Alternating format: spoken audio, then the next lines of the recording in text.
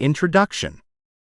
The samurai were a class of warriors in feudal Japan who played a crucial role in the country's history and culture. They were known for their code of conduct called Bushido, which emphasized honor, loyalty, and respect.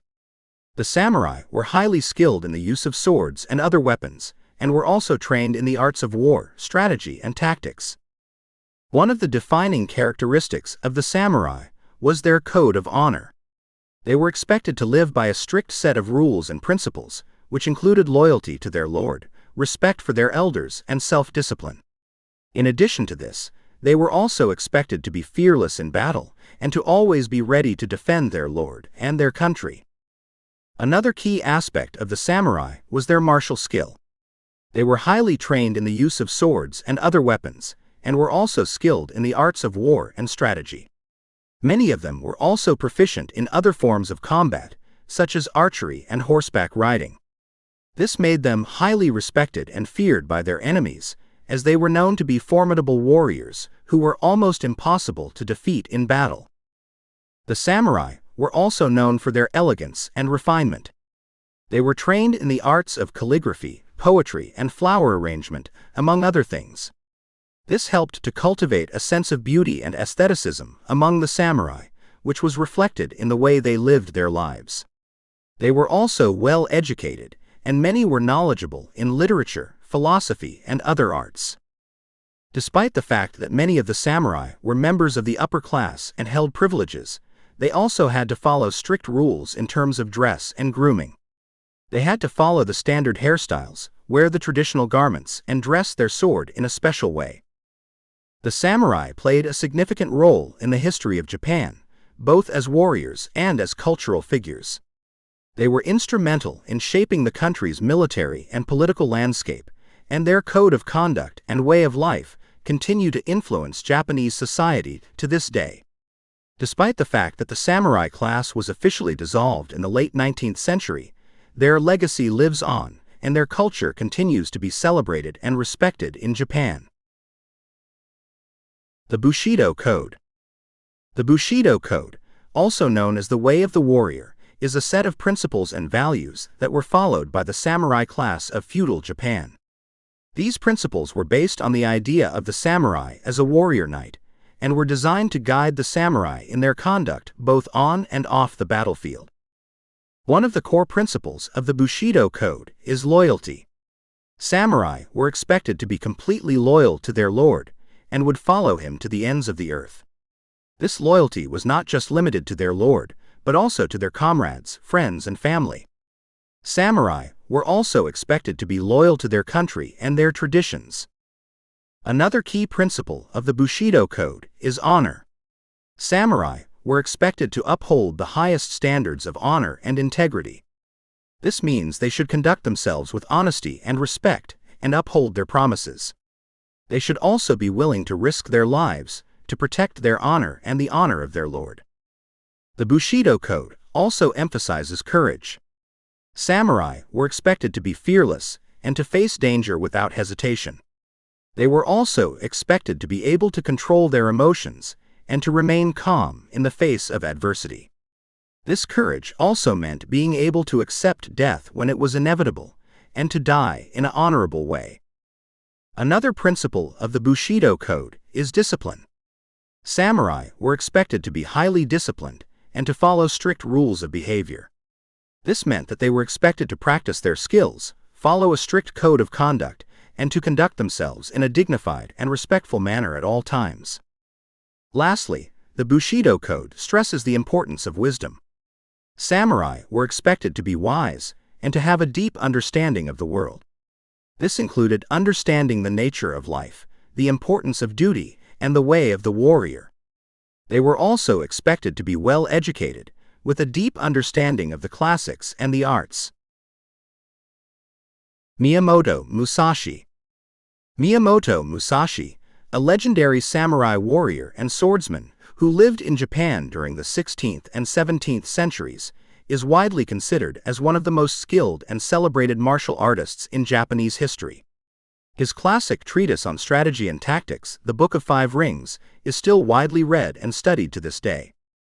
When Miyamoto Musashi was just a teenager, he had already begun to make a name for himself as a skilled swordsman. He had already won several duels and was becoming well known for his martial prowess. However, despite his early success, he was not content to rest on his laurels. Instead, he decided to leave his home in search of new opponents and greater challenges. One day, as he was traveling through the countryside, he came across a famous sword master by the name of Arima Kihei. Musashi challenged him to a duel, but Kihei refused, saying that he was too old and that Musashi was too young and inexperienced to be a worthy opponent. Undeterred, Musashi decided to prove him wrong. He went to Kihei's dojo and started to practice outside. Every day he would be training alone in the rain and snow for weeks and months.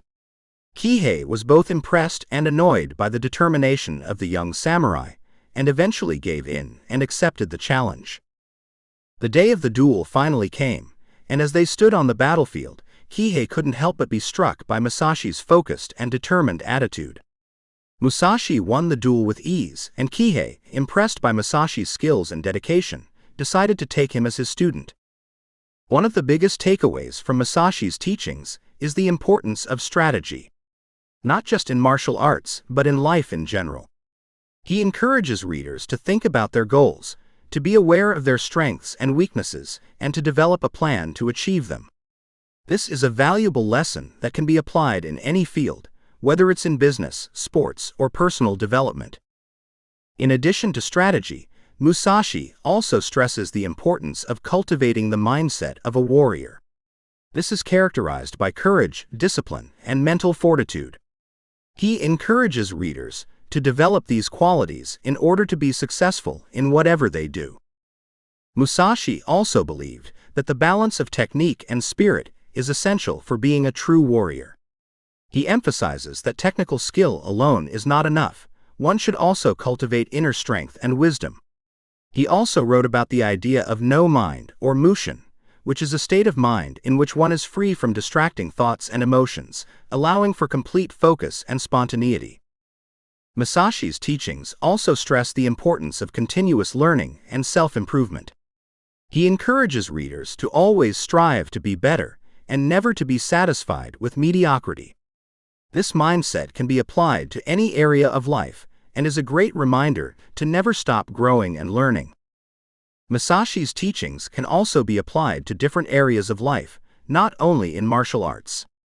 He encourages his readers to apply the principles of martial arts and strategy to every aspect of their lives, including relationships, business, and personal development. 5 Principles of Bushido. Principle 1. Discipline. The samurai of feudal Japan were known for their strict discipline, which was an essential aspect of the Bushido Code. The discipline practiced by the samurai was not just limited to their training and fighting abilities, but also their behavior and conduct in their everyday lives. One example of samurai discipline is in their training regimen. Samurai trained rigorously in various martial arts, such as swordsmanship, archery, and horseback riding. They would spend hours each day honing their skills, perfecting their technique, and pushing themselves to become the best warriors they could be. This discipline was also extended to their diet. They were expected to eat healthily and avoid food and drink that would affect their performance. Another example of samurai discipline is in their conduct. Samurai were expected to follow strict rules of behavior, which included showing respect to those around them and conducting themselves in a dignified and respectful manner at all times. This meant that they were expected to show respect to their lord, their comrades, and even to their enemies. They were also expected to be courteous and polite to all, regardless of their social status or occupation. Samurai discipline also extended to their appearance. They were expected to maintain a certain standard of grooming and to be well dressed at all times. This was because they believed that their appearance was a reflection of their discipline and their ability to conduct themselves in an honorable manner. Furthermore, samurai discipline also included their code of conduct in battle. Samurai were expected to be honorable in battle and to fight with courage and valor.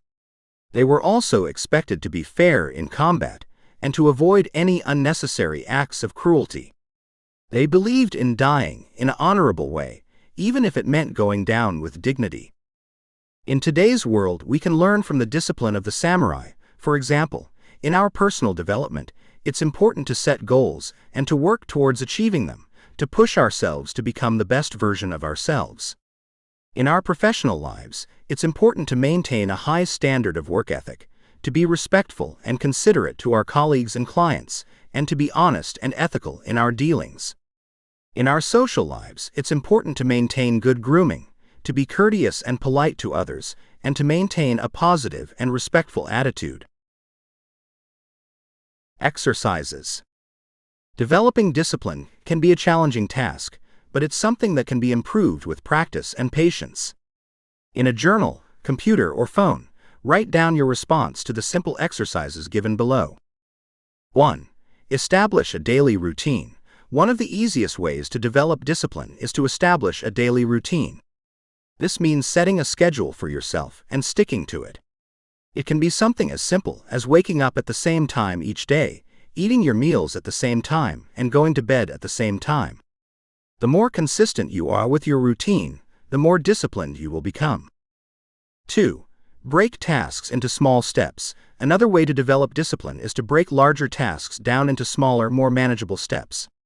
For example, if you're trying to develop a daily exercise routine, start with just a few minutes of exercise a day and gradually increase the time as you become more disciplined. By breaking a task into smaller steps, you can focus on one step at a time, which makes it less overwhelming and easier to complete. 3. Time management. Set time goals for each task, dividing the time you have available for a specific task and completing it in the given time frame. Whether it's work-related or personal, time management allows you to be productive, focused, and accomplish more in less time. 4. Prioritize. Another important aspect of discipline is to prioritize your tasks. Identifying the most important tasks and addressing them first can help you stay focused and on track. This not only helps you to stay organized but also saves you time. By incorporating these simple exercises into your daily routine, you'll be well on your way to developing discipline and reaping the benefits it can bring to your life. Remember, discipline is not something that can be achieved overnight. It takes time, patience, and consistent effort to establish, but the rewards are well worth it. Principle 2. Loyalty. The samurai of feudal Japan were known for their unshakable loyalty to their lord, which was a central principle of the Bushido Code. Samurai were expected to be completely loyal to their lord and would follow him to the ends of the earth. This loyalty was not just limited to their lord, but also to their comrades, friends, and family. One of the most famous examples of samurai loyalty is the story of 47 Ronin. The 47 Ronin were a group of samurai who were loyal to their lord Asano Naganori. After their lord was forced to commit seppuku, ritual suicide, for drawing his sword in the shogun's palace, the 47 Ronin sought revenge. They bided their time, waiting for the perfect opportunity to avenge their lord's death. After a year of planning, they successfully avenged their lord by killing the man responsible for his death, and then committing seppuku themselves. Their loyalty and devotion to their lord was so great that they were willing to sacrifice their own lives for him. Another example of samurai loyalty is that of the loyal retainers of Toyotomi Hideyoshi, a powerful daimyo and general who lived during the late 16th century. Upon his death, his loyal retainers pledged to serve his son and heir, Toyotomi Hideyori, with the same loyalty they had shown to Hideyoshi. They were so loyal to the Toyotomi clan that they fought to protect Hideyori even when his own mother urged him to surrender, eventually leading to the siege of Osaka. In both examples, we see the samurai's unwavering loyalty and devotion to their lord, even if it meant death. This loyalty was not just limited to their lords, but also to their comrades, friends, and family. This teaches us the importance of loyalty in our personal and professional lives, the importance of being dependable, and the importance of keeping our promises and remaining true to our word. In today's world, we can learn from the samurai's loyalty by being a trustworthy person and by committing to the people and causes that matter to us. We can also learn the importance of being loyal to our friends, families, and loved ones, and to stand by them through thick and thin. Exercises. 1. Build strong relationships. Strong relationships are built on trust, mutual understanding, and mutual respect. Building strong relationships with friends, family, and colleagues helps develop loyalty as it gives you a sense of belonging and security. People that you trust and respect will also likely be more trustworthy and respectful in return. What is a small step you can do today to show someone in your circle that you care? 2. Be accountable. Take responsibility for your actions and make a conscious effort to be accountable to the people in your life. This means being dependable and keeping your promises. It's important to be reliable and consistent in order to build trust. What is a failure or disappointment that you recently experienced? How can you take responsibility for the situation and learn from it? Principle 3. Courage. The samurai of feudal Japan were known for their courage. Samurai were expected to be fearless and to face danger without hesitation, as well as to be able to control their emotions and remain calm in the face of adversity. One of the most famous examples of samurai courage is the story of Minamoto no Yoshitsune. He was a legendary samurai warrior who fought bravely in the Genpei War, a civil war that lasted from 1180 to 1185. He demonstrated incredible courage and martial prowess on the battlefield, leading his army to many victories against overwhelming odds. He was able to lead his army to the final victory, but after the war, he got betrayed by his brother. But despite the difficult situation, he didn't give up and escaped to the far north. He died in an honorable way with his men at the end of a battle. The samurai prided themselves on their ability to maintain calm and control in the face of danger and adversity. They also show their fearlessness and willingness to take risks. These traits can be applied to many areas of life, such as in business, sports, or personal development. By facing challenges and taking calculated risks, we can improve ourselves and achieve our goals. Today, we can learn from the samurai's courage by being brave and facing our fears head-on, whether it's in our personal or professional lives. It's important to be able to keep our composure when things get difficult, to not give up, and to push through difficult times. Additionally, by cultivating courage, we can inspire others to be brave and to tackle their own fears and challenges. Exercises. 1. Face your fears. One way to build courage is to face your fears head-on. This means identifying your fears and taking small steps to overcome them. For example, if you're afraid of public speaking, you can start by speaking in front of a small group of friends or family and gradually work your way up to larger groups. It's important to remember that facing your fears can be uncomfortable, but it is a key step in building courage. Write down 3 fears you have. What are micro steps you can take today to face these fears? 2. Take risks. Another way to build courage is to take risks. This means stepping outside of your comfort zone and trying new things, even if there's a chance of failure. It can be something as simple as trying a new food or talking to a stranger, or something more challenging like starting your own business or taking a job in a new field. The key is to take calculated risks and to learn from your mistakes. How are you going to step out of your comfort zone today? 3. Get exposure to stress. One of the best ways to build courage and mental strength is by getting exposure to stress and pressure. Whether it's through public speaking, competition, or high-stakes situations, the more you expose yourself to stress, the more you learn to handle it. What is an uncomfortable situation you are going to put yourself in? 4. Be adaptable. Being able to adapt to new and unexpected situations requires courage and confidence. By being open to new experiences and having a growth mindset, you can learn to be adaptable, which can be applied in various aspects of your life. What is something that you want to change? What is a micro step you can take today to make this change happen? Principle 4. Perseverance. Samurai were expected to never give up and to always push forward, even in the face of adversity. They were expected to have the stamina and the willpower to complete the task, no matter the difficulties they may encounter. One of the most famous examples of samurai perseverance is the story of Honda Tadakatsu. He was a powerful daimyo and general who lived in the late 16th century. He was known for his incredible stamina, both on the battlefield and in his personal life. He fought in over 200 battles and was never injured, despite his position in the front line of every battle. He was also known for his ability to endure difficult conditions, such as harsh weather and hunger, with great perseverance. The samurai prided in their ability to push through difficult circumstances, to persist in the face of adversity, and to never give up. These traits can be applied to many areas of modern life. By pushing through difficult times and not giving up, we can achieve our goals.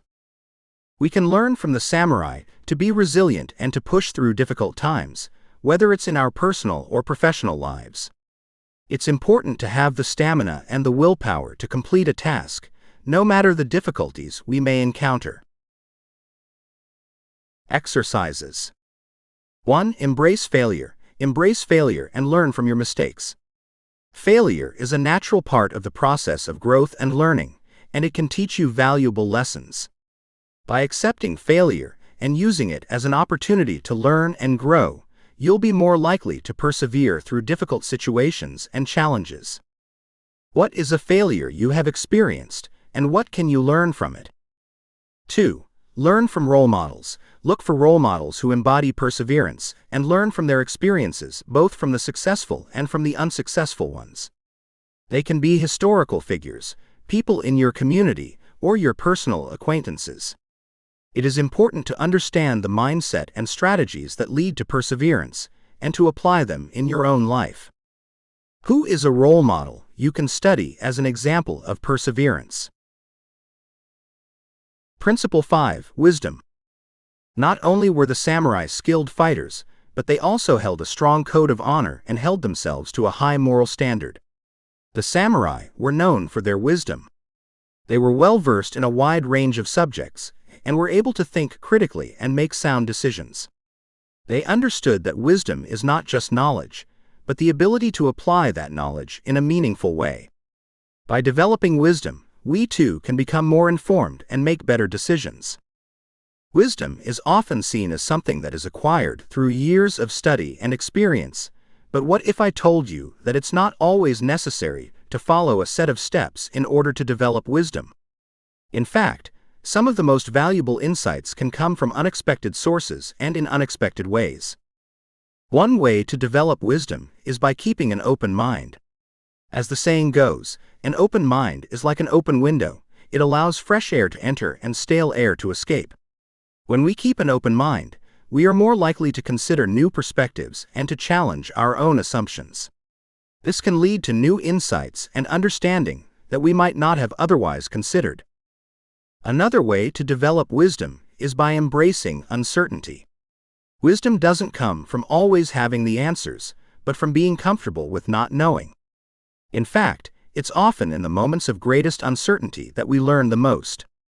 So, the next time you find yourself unsure of something, try to see it as an opportunity to learn and grow. We can also develop wisdom by being curious. We don't need to be experts in a particular field to be wise, but we do need to be curious about the world around us. When we're curious, we're more likely to ask questions and to seek out new information. This can lead to insights and understanding that we might not have otherwise discovered. Lastly, we can develop wisdom by simply living. Living is an experiment. In living, we encounter different situations and people, and in those situations and interactions, we find wisdom. Sometimes our best teacher is experience, and the key to wisdom is to be present in our lives and to learn from it. Wisdom is not a destination, but a journey. It's not about arriving at a particular point, but about constantly growing and evolving. By keeping an open mind, embracing uncertainty, being curious, and living fully, we can develop wisdom in ways that might not be possible by following a set of steps. It's important to remember that wisdom is not just book smarts, but also a combination of many things including experience, self-awareness, empathy, perspective, and intuition. And it's not an endpoint, but an ongoing journey that we take throughout our lives. It's a journey that's open to all, and one that can be quite fun if you keep a curious and open mind. Exercises. 1. Read and learn. One way to build wisdom is to read and learn as much as you can.